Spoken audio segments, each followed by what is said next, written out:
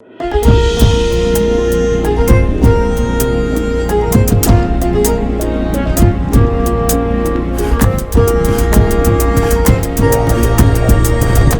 ጤና ይስጥልን። የተከበራችሁ የፈታ ዴይሊ ቤተሰቦች የሰዓቱን መረጃ ይዘን ተገኝተናል። እንደተለመደው አንኳር ጉዳዮችን በቅድሚያ በማስተዋወቅ ወደ ዝርዝሩ እናልፋለን። ዛሬ የአልጀርስ ስምምነት የተፈረመበት 25 ዓመት ነው። ይህንን ተከትሎ የተባበሩት መንግስታት ድርጅት ዋና ጸሐፊው አንቶኒዮ ጉቴሬዝ አስመራን ያስፈነደቀ ጥሪ አድርገዋል። ዋና ጸሐፊው ሁለቱ ሀገራት አሁን ላይ የገቡበት ውጥረትና ምክንያቱ ግልጽ በሆነበት ሀገራቱ የአልጀርስን ስምምነት እንዲያከብሩ ጥሪ አድርገዋል። የዋና ጸሐፊው ጥሪና መግለጫ በሌላ አነጋገር ኢትዮጵያ የአሰብ ወደብን ሆነ በኤርትራ በኩል የባህር በር መውጫ ጥያቄን እንድታቆም ከመናገር የማይተናነስ ነው አስብሏል። ጉቴሬዝ እና የአልጀርስ ስምምነት ይከበር መግለጫቸውን በዝርዝር እንመለከታለን። በትግራይ ክልል ሁሉን አቀፍ መግባባት ላይ መድረስ እንዲቻልና እየታዩ ያሉትን ልዩነቶች በማጥበብ ወደ ብሔራዊ አንድነት ለመሄድ ያስችላል የተባለው ምክክር ከባድ ተቃውሞ ገጠመው። በማንና ለምን የሚለውን አካተን ወደ እናንተ ለማድረስ ይዘነዋል። ኤርትራ በዛሬው ዕለት ያልተጠበቀ ውሳኔ ያሳልፋለች። ከ7 ዓመታት በፊት በፕሬዝዳንት ኢሳያስ አፈወርቂና ጠቅላይ ሚኒስትር አብይ አህመድ መካከል የተደረሰውን የሰላም ስምምነት ተከትሎ ያሳለፈችውን ትልቅ ውሳኔ በዛሬው ዕለት ቀልብሳለች። ሙሉ መረጃውን እናደርሳለን። የኤርትራው ፕሬዝዳንት ኢሳያስ አፈወርቂ ለ4 ቀናት ጉብኝት ወደ ሳውዲ አረቢያ ባመሩበት ወቅት በአስመራ ኤርፖርት ላይ ተነሳ የተባለው ፎቶግራፍ አነጋጋሪ ሆኖ ጉዳዩ እስከ መጣራትም ድረስ ደርሷል። በጥንቅራችን ከተያዙት መረጃዎች መካከል ነው።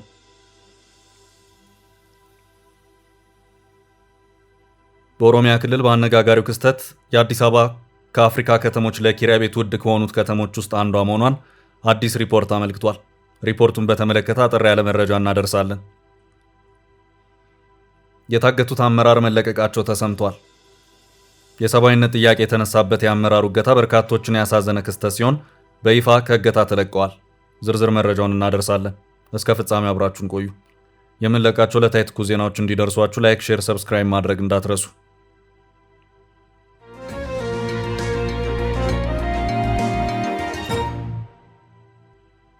ኢሳያስ ዛሬ ከባድ ውሳኔ ወሰኑ። ኤርትራ በዛሬው ዕለት ያልተጠበቀ ውሳኔ አሳልፋለች። ከ7 ዓመታት በፊት በፕሬዝዳንት ኢሳያስ አፈወርቂና ጠቅላይ ሚኒስትር አብይ አህመድ መካከል የተደረሰውን የሰላም ስምምነት ተከትሎ ያሳለፈችውን ትልቅ ውሳኔ በዛሬው ዕለት ቀልብሳለች። የኤርትራ መንግስት ራሱን ከምስራቅ አፍሪካ የልማት በይነ መንግስታት ባለስልጣን ኢጋድ አባልነት ማስወጣቱን በዛሬው ዕለት ይፋ አድርጓል። ኤርትራ ከኢጋድ አባልነቱ ያወጣችው ድርጅቱ ግዴታዎቹን ባለመወጣቱ ህጋዊነቱ እየተሸረሸረ በመሄዱ እንደሆነ የኤርትራ የውጭ ጉዳይ ሚኒስቴር ዛሬ ባወጣው መግለጫ አስታውቋል። የኤርትራ ማስታወቂያ ሚኒስቴር ዛሬ ታህሳስ 3 2018 ዓ.ም ባወጣው መግለጫ ኤርትራ ከድርጅቱ ለመውጣት መወሰኗን ለኢጋድ ዋና ጸሐፊ በይፋ ማሳወቋን ገልጿል። ለረጅም ዓመታት ከድርጅቱ ራሷን አግልላ የቆየችው ኤርትራ ወደ ኢጋድ የተመለሰችው ከ2 ዓመት በፊት ነበር። ኤርትራ ከአባልነት ለመውጣት የወሰነችው ኢጋድ የተጣለበትን ህጋዊ ኃላፊነት አልተወጣም በማለት መሆኑን በመግለጫው ላይ የተጠቀሰ ሲሆን በተጨማሪም ለአባላቱ ምንም ተጨባጭ ስትራቴጂክ ጥቅም ያልሰጠ ድርጅት ነው በማለት ተችተዋለች። ኢጋድ የቀጠናው መረጋጋት ላይ ድጋፍ ማድረግ ያልቻለ ድርጅት ነው በማለት የወቀሰችው ኤርትራ በዚህ የተነሳ ራሷን ከአባልነት ለማስወጣት መወሰኗን አስታውቃለች። ኤርትራ ከቀጠናዊ ድርጅቱ ኢጋድ ለመውጣቷ ጥቅል የሆነ ወቀሳ ከመሰንዘር ባሻገር በመግለጫዋ ላይ በይፋ ለውሳኔዋ ምክንያት የሆኑ ግልጽ ማሳያዎችን አልጠቀሰችም። ዋና መቀመጫውን ጅቡቲ ያደረገው ኢጋድ ኢትዮጵያ፣ ጅቡቲ፣ ኬንያ፣ ሶማሊያ፣ ሱዳንና ኡጋንዳ የመሰረቱት ሲሆን ኤርትራና ደቡብ ሱዳን በኋላ ላይ ተቀላቅለዋል። ከዚህ ቀደም ኤርትራ ራሷን ከድርጅቱ ካገለለች በኋላ ዳግም ወደ አባልነቷ የተመለሰችው ከ16 ዓመታት በኋላ ነበር። ከ2 ዓመታት በፊትም ኤርትራ ኢጋድን መልሳ ተቀላቅላለች። ኤርትራ ከ18 ዓመታት በፊት ለመጀመሪያ ጊዜ ከኢጋድ ወጥታ የነበረ ሲሆን ሆኖም ፕሬዝዳንት ኢሳያስና ጠቅላይ ሚኒስትር አብይ ከ7 ዓመታት በፊት የሰላም ስምምነት መፈራረማቸውን ተከትሎ ከ2 ዓመታት በፊት ድርጅቱን በድጋሚ ተቀላቅላ ነበር። የኤርትራ መንግስት የዛሬውን ውሳኔ ተከትሎ የድርጅቱ አባላት ተመልሶ 7 ሆኗል። የኤርትራ መንግስት ከአባልነቱ መውጣቱን ባሳወቀበት መግለጫው ላይ ኢጋድ በአውሮፓውያኑ 1993 መልሶ ሲዋቀር ኤርትራ ወሳኝ ሚና መጫወቷን አስታውሷል። ከዚያም በኋላ ከሌሎች አባል ሀገራት ጋር በመተባበር ለለውጡና ለውጤታማነቱ መስራቷን ያስታወሰው መግለጫው ይህም ለቀጠናዊ ሰላምና መረጋጋት ዋና አንቀሳቃሽ ሆኖ እንዲያገለግል በማድረግ ለክልላዊ ኢኮኖሚያዊ ውህደት መሰረት ጥሏል ብሏል። የኤርትራ መንግስት በድርጅቱ ላይ የተሰማውን ቅሬታ ሲገልጽ እንዳለመታደል ሆኖ ከጊዜ በኋላና በተለይም ከአውሮፓውያኑ 2005 ጀምሮ ኢጋድ የቀጠናውን ህዝቦች ምኞት ማሳካት ብቻ ሳይሆን በአባል ሀገራት ላይ በተለይም ኤርትራን ለመቃወም መሳሪያ በመሆን ጎጂ ሚና ተጫውቷል ብሏል። ኤርትራ ከኢትዮጵያ ጋር ደም አፋሳሽ ጦርነት ካደረገች በኋላ በሶማሊያ ውስጥ የሚንቀሳቀሱ ቡድኖችን በህገወጥ መንገድ ታስታጥቃለች በሚል ክስ ማዕቀብ በተጣለባት ጊዜ ኢጋድን ስትወቅስ ነበር። እነዚህ ያልተገባ ድርጊቶች ኤርትራ እንደ አውሮፓውያን አቆጣጠር በሚያዝያ 2007 አባልነቷ እንድታቋርጥ ምክንያት መሆኑ በመግለጫው ላይ ተጠቅሷል። ለ20 ዓመታት ያህል ከኢትዮጵያ ጋር የቆየችበት ፍጥጫ ጠቅላይ ሚኒስትር አብይ በኢትዮጵያ ወደ ስልጣን መምጣታቸውን ተከትሎ ወደ ኢጋድ ተመልሳ የነበረ ሲሆን ተጥሎባት የነበረው ማዕቀብ ተነስቶላት ነበር። ኤርትራ እንደ አውሮፓውያን አቆጣጠር በሰኔ 2023 ወደ ኢጋድ አባልነቷ ዳግም መመለሷን ያስታወሰው መግለጫው ድርጅቱ ኤርትራ ተሃድሶ እንዲያደርግ ያቀረበችውን ጥሪ ተቀብሎ ያለፉትን ተግባራቱን እንደሚያስተካክል ተስፋ አድርጋ እንደነበርም ጠቅሷል። በሚያሳዝን ሁኔታ ኢጋድ ህጋዊ ግዴታዎቹን እየተወ የራሱን አስፈላጊነትና ህጋዊ ግዴታውን ዝቅ እያደረገ ነው። በዚህም የተነሳ ኤርትራ በውጤቱም ህጋዊ ግዴታውን በተወና ለአባላቱ ምንም ተጨባጭ ስትራቴጂክ ጥቅም ከማይሰጥ በቀጠናው መረጋጋት ላይ ድጋፍ ማድረግ ካልቻለ ድርጅት ራሷን ለማስወጣት ወስናለች ብሏል። ኢጋድ የአካባቢው ሀገራት ትብብር ላይ የተመሰረተ ፖለቲካዊ መረጋጋትና የምጣኔ ሀብት እድገት እንዲገኝ የሚሰራ ነው። ድርጅቱ የአሁኑን ስሙን የያዘው በአውሮፓውያኑ 1996 ሲሆን የተመሰረተውን በአውሮፓውያኑ 1986 በቀጠናው እየተፈጠረ ለነበረው ድርቅና ረሃብ ምላሽ ለመስጠት ነበር። በአካባቢው በተደጋጋሚ ይከሰት የነበረው የከፋ ድርቅ፣ ሌሎች የተፈጥሮ አደጋዎች ከፍተኛ ረሃብ ያስከተሉ ሲሆን የችግሩ መጠንና ስፋት ቀጠናዊ ትብብሮችን እንዲኖርም በማስፈለጉም ነው። ኢጋድ በሰሜን ኢትዮጵያ ተከስቶ የነበረው ደም አፋሳሽ ግጭት በፕሪቶሪያ ስምምነት እንዲቆም በማድረግ ቁልፍ ሚና ተጫውቷል። በአሁኑ ወቅት ኢጋድን በዋና ጸሐፊነት እየመሩ ያሉት የቀድሞ የኢትዮጵያ ውጭ ጉዳይ ሚኒስትር ዶክተር ወርቅነህ ገበየሁ ናቸው። ቀጠናዊ ድርጅቱ ኤርትራ ከህብረቱ መውጣቷን በተመለከተ ይህ ዜና እስከተጠናቀረበት ሰዓት ድረስ ያለው ነገር የለም።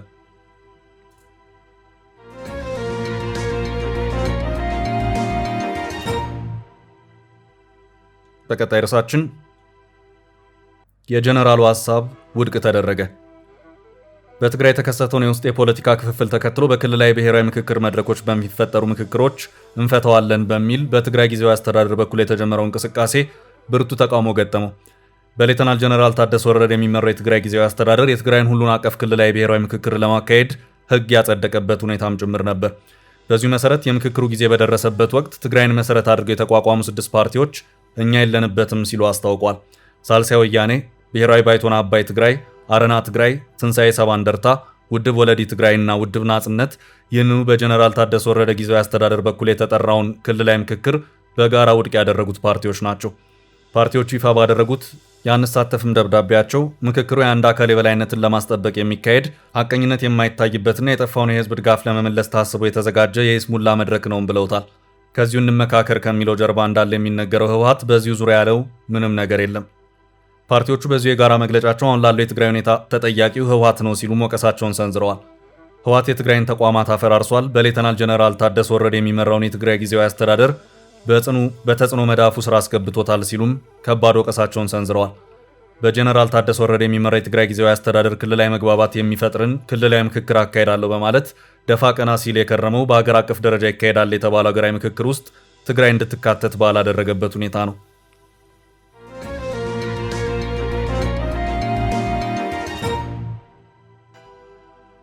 በቀጣይ ርዕሳችን አስመራን ያስፈነጠዘው የተባበሩት መንግስታት ድርጅት አለቃ ጥሪ።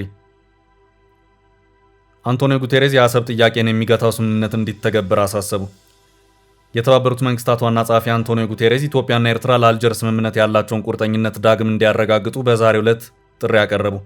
ጉቴሬዝ ይህን ጥሪ ያቀረቡት የአልጀርስ የሰላም ስምምነት 25ኛ ዓመት ክብረ በዓሉ በተከናወነበት ወቅት ነው። ሁለቱ ሀገራት ለስምምነቱና ትግበራው ዳግም ቁርጠኛ እንዲሆኑ ነው የጠየቁት። ዋና ጸሐፊው በቃል አቀባያቸው ስቴፋን ዱጃሪክ በኩል በሰጡት መግለጫ በሁለቱ ሀገራት መካከል ያለው ጥረት እንደገና ባየለበት በዚህ ወቅት መሆኑ መግለጫውን ትርጉም አሰጥቶታል።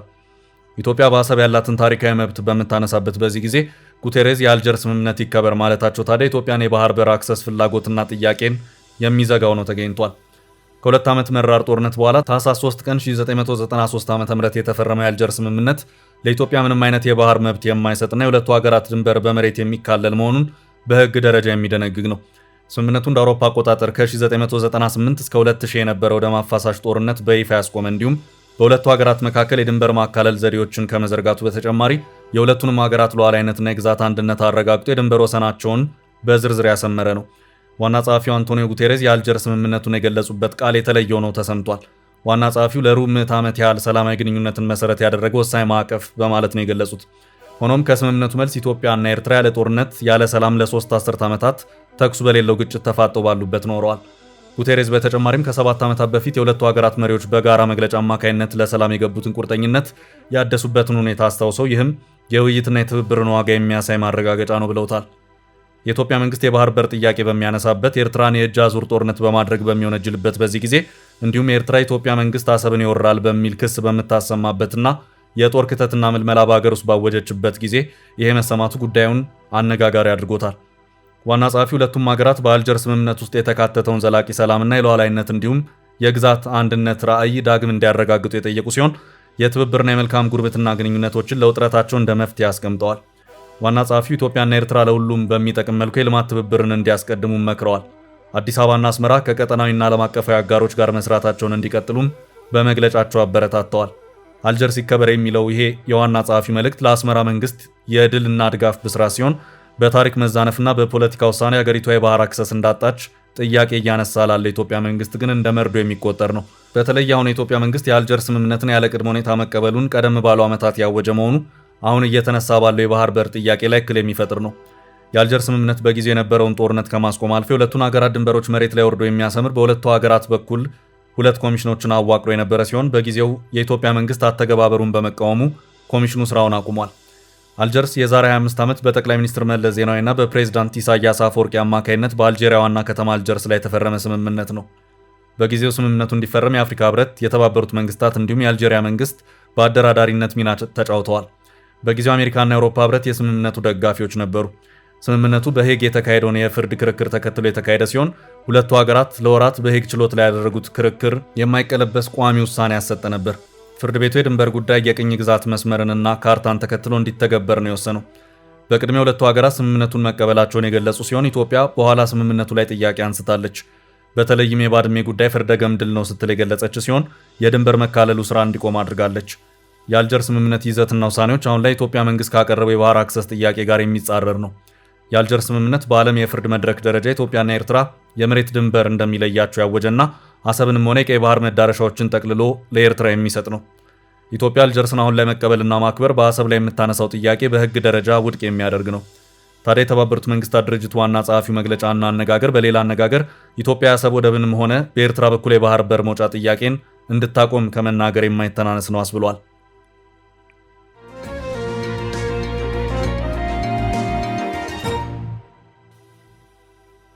በቀጣይ መረጃችን በኢሳያስ የሳውዲ ጉዞ የታየው ክስተት።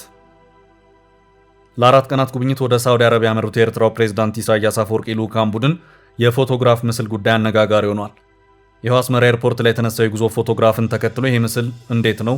አንድ ካሜራ የተነሳ ነው ወይስ በአርትዖት የተገጣጠመ ምስል ነው የሚለው ጉዳይ በተለያዩ ማህበራዊ ሚዲያዎች ሲያነጋግር እንደነበር የቢቢሲ ዘገባ አመልክቷል። ከፕሬዝዳንቱ ወደ ሳውዲ አረቢያ ማምራት ጋር በተያያዘ ምስሉን ከመረጃው ጋር በኤክስ ገጻቸው ላይ ያጋሩት የኤርትራው ማስታወቂያ ሚኒስትር የማነ ገብረ መስቀል ናቸው። ይኸው ምስል አነጋጋሪ ከመሆኑ ጋር በተያያዘም ቢቢሲ ምስሉን በምስል ማጣሪያ ሶፍትዌር ላጣራው በማለት ያጣራ መሆኑን ያመለከተ ሲሆን በዚሁ ማጣሪያ ውጤትም በኤርትራው ማስታወቂያ ሚኒስትር የተለቀቀው የፕሬዝዳንት ኢሳያስ የሳውዲ ልዑክ የአስመራ ኤርፖርት ፎቶ በአርትዖት ወይም ኤዲቲንግ የተሰራ መሆኑን አረጋግጫለሁ ብሏል። ይኸው ዘገባ የቢቢሲ መረጃ ማጣሪያ ቢቢሲ ቬሪፋይ ምስሉ ላይ ምርመራ አድርጓል። የውጭ ጉዳይ ሚኒስትሩ ምስል ላይ ከወገባቸው በታች ያለው ጥላ ተፈጥሯዊ እንዳልሆነ ቢቢሲ ማረጋገጥ ችሏል ይላል። አክሎም የሚኒስትሩ ትከሻ ከፕሬዝዳንቱ ምስል ጋር በሚገናኝበት ቦታ ያለው ቀለም ምስሉን ለማመሳሰል ሙከራ መደረጉን ያሳያል ብሏል። ይኸው ዘገባ ቢቢሲ ቬሪፋይ ባደረገው ማጣሪያ መሰረት ምስሉ ላይ አርትዖት መደረጉን የሚጠቁመው ሌላ ማሳያ የሚኒስትሩ ትከሻና ጭንቅላት ነው። ምስሉ የተቆረጠ ወይም ከሌላ ምስል የተወሰደ መሆኑን ይጠቁማል። አሊያም ከመካከላቸው የነበረ ሰው ምስል ተቆርጦ ወጥቶ ሊሆን ይችላል ሲልም አስታውቋል።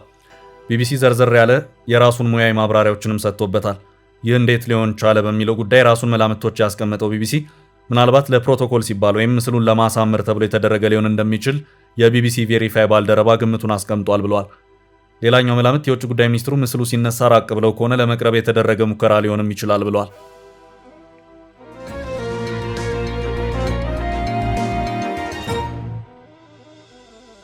በቀጣይ መረጃችን የታገቱት ተለቀቁ። በኦሮሚያ ክልል በአነጋጋሪው ክስተት የታገቱት አመራር መለቀቃቸው ተሰምቷል። የሰብአዊነት ጥያቄ የተነሳበት የአመራሩ እገታ በርካቶችን ያሳዘነ ክስተት ሲሆን በይፋ ከእገታ ተለቋል። በኦሮሚያ ክልል ደቡብ ምዕራብ ሸዋ ዞን ውስጥ በታጣቂዎች ታግተው የነበሩት አቃቤ ሕግ ሽብሩ ጉታ መለቀቃቸውን የምዕራብ ሸዋ ዞን አቃቤ ሕግ ጽሕፈት ቤት ገልጿል። ጽሕፈት ቤቱ ዛሬ ታህሳስ 3 2018 ዓ.ም በፌስቡክ ገጹ ባወጣው መግለጫ ሐሙስ ታህሳስ 2 2018 ዓ.ም ታጋቹን በግምት 8 ሰዓት አካባቢ በደቡብ ምዕራብ ሸዋ ዞን ወሊሶ ወረዳ አዳሚ ጎቱ በምትባል ቀበሌ አስፋልት ዳር ትተውት ሄደዋል ብለዋል። ታግተው የነበሩት አቃቤ ሕግ ከተገኙ በኋላ በቅርብ በሚገኝ የጤና ጣቢያ ሕክምና እየተደረገላቸው እንደሚገኝም ገልጿል። የምዕራብ ሸዋ ዞን አቃቤ ሕግ ጽሕፈት ቤት ድምፅ ስለሆናችሁ እናመሰግናለን ሲልም አክሏል። ሽብሩ ጉታ መገርሳ በታጣቂዎች መታገታቸውን የኦሮሚያ አቃቢያነ ሕግ ማህበር ከቀናት በፊት መግለጹ ይታወቃል። ሰኞ ዳር 29 2018 ዓ.ም አይነ ስውር የሆኑት የጀርሳ አለፍ ወረዳ አቃቤ ሕግ ታጥቆ ጫካ ውስጥ በሚንቀሳቀስ አካል ከሰዓት አካባቢ መታገታቸውን አስታውቋል። አቃቤ ሕግ ሽብሩ ስለመታገታቸው ማስረጃ እንዳገኘና ጉዳዩን በቅርበት እየተከታተለ እንደሚገኝም ገልጾ ነበር። የኦሮሚያ አቃቢያን ሕግ ማህበር በፌስቡክ ገጹ ላይ ባወጣው መረጃ መሰረት አቃቤ ሕጉ የታገቱት በደቡብ ምዕራብ ሸዋ ዞን በች ወረዳ ቱሉ ቦሎ ከተማ እናታቸውን ከጠየቁ በኋላ ለስራ በምዕራብ ሸዋ ዞን ወደሚገኘው ዳንዲ ወረዳ ጊንጪ ከተማ በመኪና ሲመለሱ ነው። ከእገታ የተለቀቁት አቃቤ ሕግ በምን ሁኔታ ላይ እንደነበሩና አሁን ያሉበትን ሁኔታ በተመለከተ የተገለጸ ነገር የለም። ስማቸው እንዳይጠቀስ የጠየቁ ከማህበሩ አመራሮች አንዱ ለቢቢሲ እንደገለጹት አቃቤ ሕግ ሽብሩ ስራ የጀመሩት ከጥቅምት 2016 ዓ.ም አንስቶ ነው። በቅንነትና በስነ ምግባር ፍትህን ለማስፈን ለማህበረሰቡ የሚሰራ ነበር። የዕለት ከዕለት ስራውን ህግን ተከትሎ ብቻ የሚያከናውን ነው ሲሉም ገልጸዋቸዋል። ህዝቡን በሙያዊ ስነ ምግባርና በገለልተኝነት ሲያገለግል የነበረና አይነ ስውር የሆነ አቃቤ ሕግ ድጋፍ ሊሰጠው ሲገባ ታግቶ መወሰዱ ልዩ ትኩረት ሊቸረው ይገባል በማለትም አክለዋል። በተመሳሳይ ከሳምንታት በፊት በምስራቅ ወለጋ ዞን ጅማ አርጆ ወረዳ 4 አቃቤ ሕጎች በታጣቂዎች ታግተው አንደኛው ሲገደሉ የተቀሩት 3ቱ መለቀቃቸው መዘገቡ ይታወሳል። ከተለቀቁት አቃቤ ሕጎች አንደኛው ጉዳት ደርሶባቸው ሕክምና እየተደረገላቸው እንደሆነ ተገልጿል። የኦሮሚያ አቃቢያን ሕግ ማህበር እንዳለው በተባበሩት መንግስታት የአካል ጉዳተኞች ስምምነት አንቀጽ 11 መሰረት አደገኛ በሆኑ ወይም ወታደራዊ ግጭት ባለባቸው ሁኔታዎች ውስጥም ቢሆን ለአካል ጉዳተኞች ከለላ መደረግ አለበት።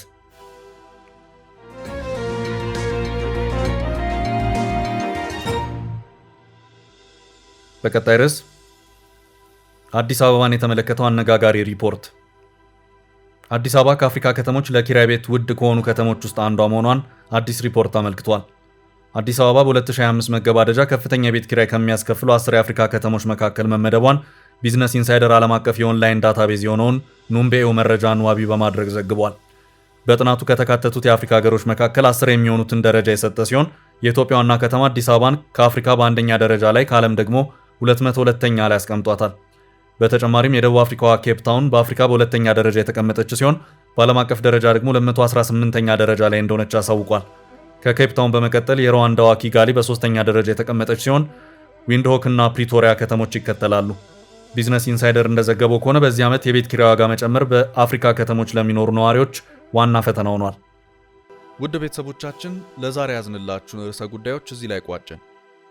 ላይክ፣ ሼር እና ኮሜንት በማድረግ ለቻናላችን ድጋፋችሁን መግለጽ እንዳትዘነጉ እያልን ከሌሎች መረጃዎች ጋር ደግመን እስክንገናኝ ቸር